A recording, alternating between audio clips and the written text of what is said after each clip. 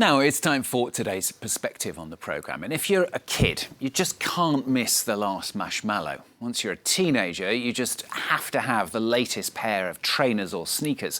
And once an adult, well, that must-do holiday becomes an absolute essential.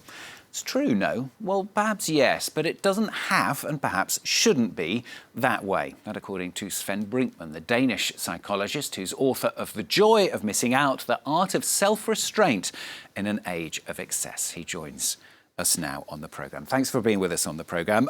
We all want to have it. We all want to have it all, don't we? I mean, that's just natural, isn't it? Well, it has been like that for several decades and maybe 100 or 200 years by now, in the era of capitalism, basically, which has brought us many good things. But I think if you look at human history in a very long perspective, it hasn't always been like that. Probably we are built for a more, let's say, cyclical life form in which we shouldn't strive for more and more and more all the time, but rather, learn to be happy and content with what we have. So the kind of society we have constructed for ourselves now, some would call it a consumer society, is all about, making us feel inadequate and miserable and looking for the next thing. And living a whole life like that really isn't very joyful. Do you really think that's the case, though? I mean, I was quite intrigued by the whole premise, because in a way, I mean, if you look even at animals, for example, I mean, the cat always pushes the other cat away if it tries to get its food or whatever. I mean, surely it's a basic instinct, not just in humans, but in all animals. Yes, actually now the science of economics is looking at altruism, why humans share things among them, why we are generous. And it turns out that we are willing to have less than we could have had and distribute what we have individually with others or share it with others if we judge it to be fair. So if you look at, again, human history, evolution, what has enabled us to survive in the long run probably is our ways of cooperating. It's sharing with others. It's helping those who have less than we have. So we have an inbuilt preference to share and to give something away to others. But this preference, this inbuilt urge actually to be good and altruistic is I think having a difficult time now as we live in this consumer society where we should want more and more and more and never be happy or content with what we have. So what do you think we need then? Do we all need reprogramming, basically? And is it possible to do that reprogramming as well? It's very difficult. We all want to be happy, and we think happiness comes with more stuff, more experiences, more journeys, etc. But psychologists talk about a hedonic treadmill. Hedonism or the hedonic is about our pleasure and our happiness. And human beings probably have this baseline level of happiness. And we have to work hard to maintain that. And we have to work even harder to go above that. And in a culture of happiness, which we live in, we want to go up, up, up all the time. And so we have to run faster in this treadmill. Do more, consume more, want more.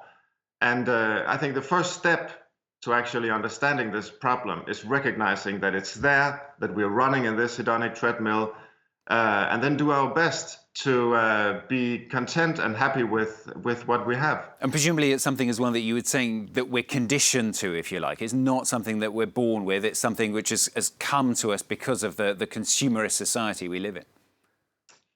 Yeah, absolutely. I mean, and it has changed in quite recent years. If you go back to, early industrial time, 100 years ago, a bit more maybe.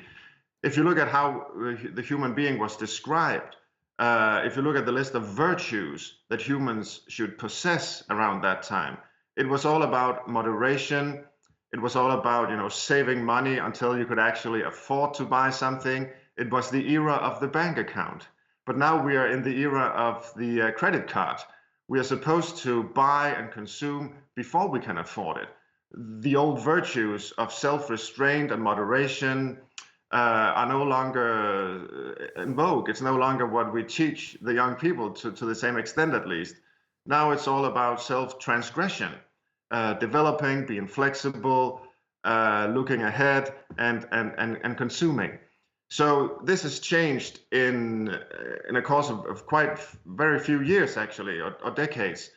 So it's something we've been conditioned to in light of recent societal changes, absolutely. Sven, I have to ask you this. Do you manage to live up to this? Well, I am just as bad as everyone else, but now I've written a book about the joy of missing out. So at least now I have no excuse. I can take my book from the bookshelf and read it from time to time. It's quite a short book. And I'd really try to do less, but do it more thoroughly. Because I've read all the studies that show that this is actually what will bring you happiness in the long run. And if you try to do it, you will quickly experience that it's true. I mean, we are not happier. We will not become happier by doing more and more and more all the time. And presumably also it's also a question of effort, isn't it? It's also a question of effort because people want to get more, but they want to do it as well with as little effort as possible. Yeah, that's true.